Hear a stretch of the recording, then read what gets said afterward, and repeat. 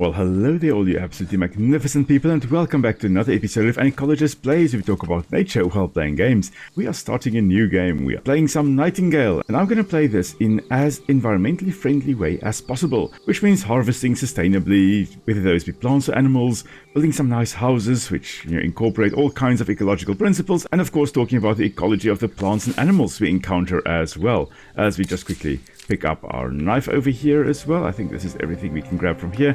Might as well grab some barberries as well. Bright red fruit, of course. There we go. Let's have a look here. There we go. Bright red fruits to attract birds. This is most likely a bird dispersed plant. So the bright red berries here attracting the attention of the birds, and the birds, and of course, eating the fruit and dispersing the seeds, pooping the seeds out somewhere else. And I think, oh, that's a portobello mushroom. Oh, that is lovely.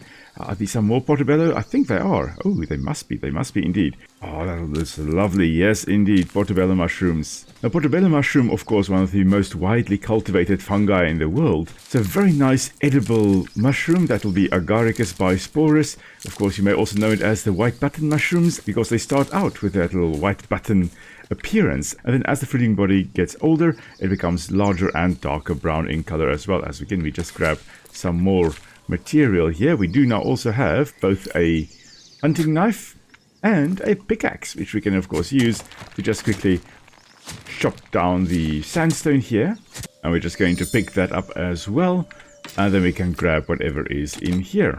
Now, sandstone, like we have over here, is a very, very coarse material. It's a very coarse rock. It's generally formed in aquatic environments. Sand would have been deposited, and that sand that's deposited would then eventually harden and actually form a rock, a proper sandstone, And that, of course, is what we found there.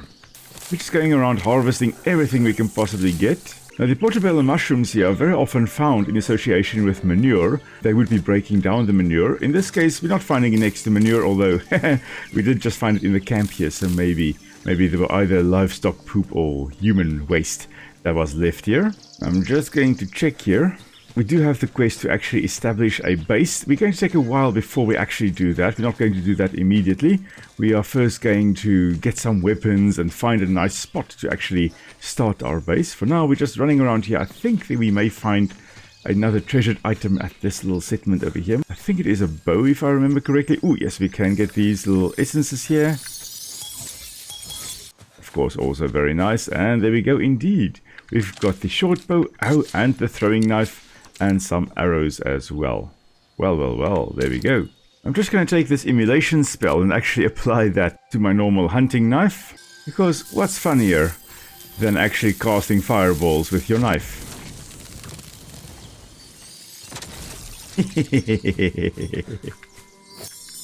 I must say, I have been thoroughly enjoying this game. It has been a lot of fun. We're just collecting these essences. I'm not actually 100% sure what these essences are lore-wise, but they are very useful for us to use to unlock all kinds of recipes. Now, of course, as we encounter things, we also automatically unlock it. For example, we have gotten the throwing knife for free, the short bow for free, the pickaxe for free, the hunting knife for free. Okay, there's also a Bastille of Intellect, which if we just use the mechanisms in the correct order, we should also unlock whatever is up there, which will be the essences, and we can easily go and grab that. Et voila.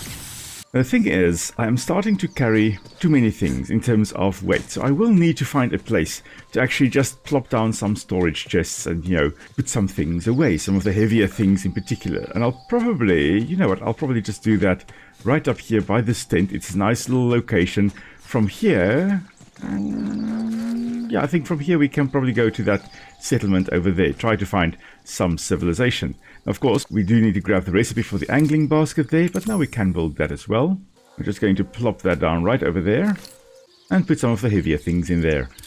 And you know what? This little makeshift camp of ours does need a nice little workbench. So let's just grab some more plant fibers, like these ones over here, and voila. And let's just quickly see, can we? Yes, we can indeed make some more arrows. Alright, and now I feel ready to take on whatever is at that little place over there. Now, there are a whole bunch of deer over here. We can hunt them, but I think for now we're not going to hunt anything unless they attack us first, or unless we really need the meat or the hide. So we're not going to worry about that now, but we are just going to sneak up on the place up here. Of course, glowing red is never a good sign, so let's just see what we can find. Aha! Hello there! What I love about the short bow is the fact that we can quick fire like that.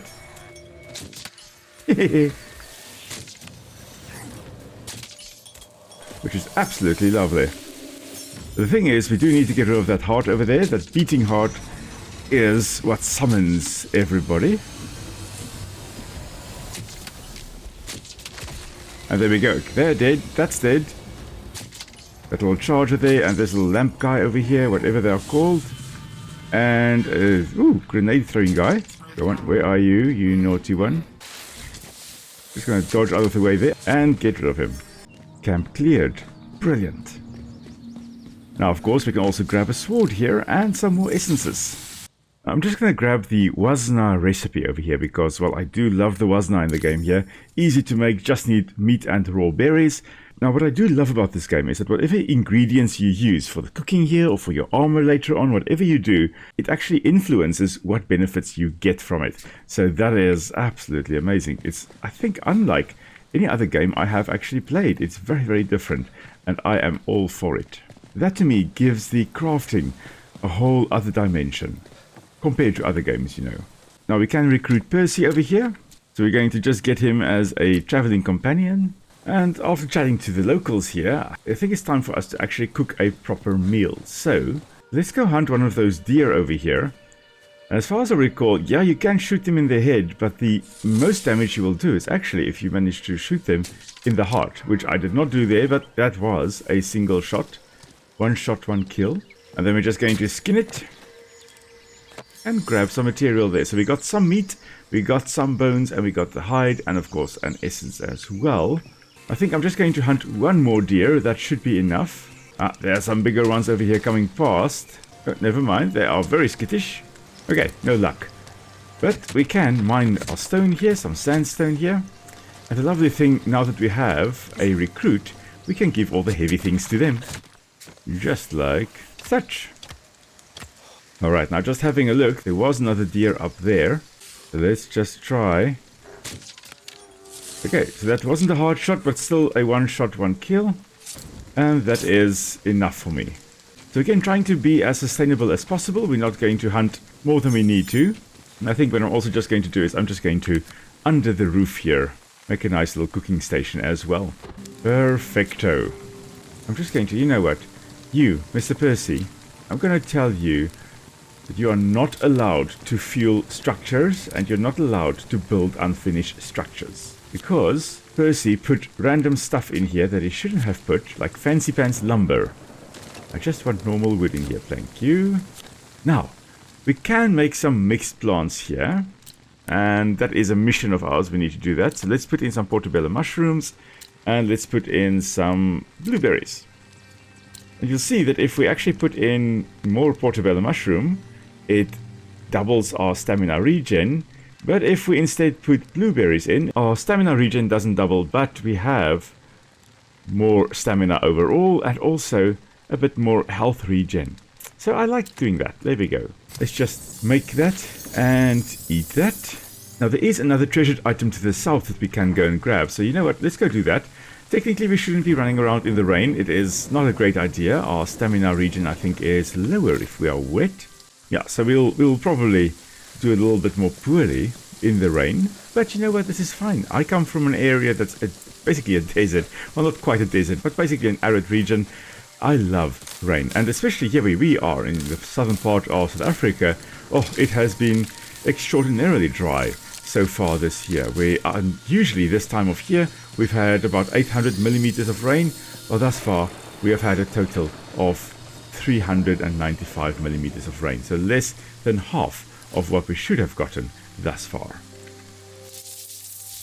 So you know what? Being drenched is not a bad thing according to me. As we just fire off some more fireballs to the essences here.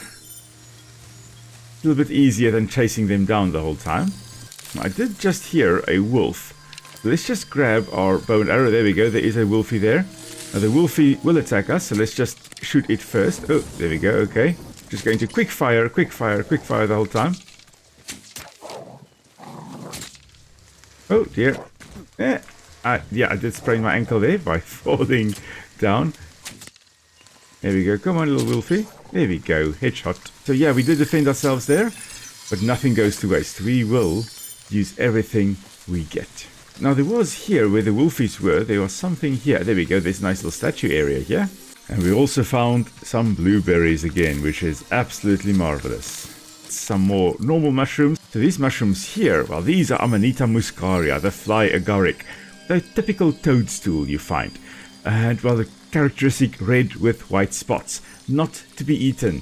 Generally, you do not want to eat this. They can be hallucinogenic, meaning, you hallucinate from eating them, but they are toxic. That's why you hallucinate from them. But please, do not eat these things. I have heard that if you prepare them correctly, they are fine, but yeah, at least here where I am, nobody knows how to prepare them correctly, and nobody wants to take the risk in any case, which is, a good strategy. As I always say, you can have old mushroom foragers or you can have adventurous mushroom foragers. You will never find an old adventurous mushroom forager. So, rather not risk it. Right, so what am I looking for in a good spot to set up my base? Well, first of all, you don't want wolves in the area, and I think we've got wolves coming for us. Pretty sure I heard more wolves now. So there are deer here. Now, the deer, of course, would be an excellent source of food, so that'll be a good thing to consider. But also, we would like some fresh water. Now, not only for water to drink, but also for fishing. So a good spot should also be... Oh, there we go. There's a wolfie. So a good spot should also be close to water. And we're just going to shoot the wolfies. There we go. Thank you, Percy. And there we go. And, well, here we go. Here is a very, very nice little pond for us. So maybe we should actually build a house around here. There are enough trees here to actually supply us with timber. We can mine in the hills there. There will be some nice rocks there, maybe even metal to mine. There is food nearby, and we can actually grow some crops as well. So, where to build? I'm thinking maybe up there, maybe over here. I would like to be close-ish to the water, especially considering that we will be doing some agriculture and, of course, fishing as well. So I think I'm actually going to build right over here. This will be where I build my base. So let's get cracking, shall we? Now, I do like to view myself, all evidence to the contrary, as a relatively wise man. So I'm going to build my house on stone. And to do that, I'm going to unlock the crude foundation there. Of course, the stairs we need as well, the wall we need, the upper floor we need. All the things that we could possibly need. Oh, pillar as well. There we go. And you know what? I'm going to go for the wood one here as well, or at least some of it. I do want angled roofs to actually supply me with rainwater. So, let's get cracking, shall we? Now, the idea is I'm not going to actually chop out any trees, if I can help it. Okay, so we've got a basic design here. Now we just need to plop down some stone blocks. Some of them have been built, but a lot of stone still needed. So let's go mine some more. Now the sandstone we are mining here will weather into sandy substrate. So you'll find sandy soils in the areas where there is sandstone. So sandy soils not really great for farming, for agriculture. Technically we'd need to bring in like compost or some kind of fertile soil to actually farm. But we're not going to worry too much about that in the game here. It's not, I think, that realistic. But in theory, you wouldn't be farming around here. You'd rather look for an area that has shale or some other rock that weathers into a more clayey or loamy soil rather than sand, as a sandstone would weather into. Come, Percy. I am in need of you. And your strong back to carry my stone. Now also usually we don't have like little small sandstone rocks like this to actually mine. This would also be sandstone. This does look like a very coarse material. This is pretty much sandstone. We do also have some very interesting colorful blotches on here. These will be lichens. These are what we call a crustose lichen. So lichen that is forming a crust on the rock over here. So lichens are very cool organisms. They're actually not just one species. They're more than one species, two or in some cases even three species living together. It's usually a fungus which provides the structure of the lichen, and then usually either algae to photosynthesize or cyanobacteria, also called blue-green algae, but they're not true algae, they are in fact bacteria, photosynthetic bacteria. They're living together And the photosynthetic component, the algae or the cyanobacteria, they will be photosynthesizing, providing the fungus with sugars that they need to survive, and the fungus provides the structure of the lichen. So this little crustose structure we see over here, that's generally the fungus that provides this structure that we see there. Now, not all lichens are crustose like these ones we have on the ones we have on the rocks here. Some of them are folios, or in other words, they are leaf-shaped, and some of them are like little dangly fruity bits. But in all cases, it is a mutualistic arrangement where both parties benefit. Okay, now, there we go. I was just about to say we do need to just find our house now, but there we go. It is right over here. Okay, Percy, please give me all the stone you have. And there we go. That is built. Okay, now this doesn't look like much, and in fact, it probably isn't.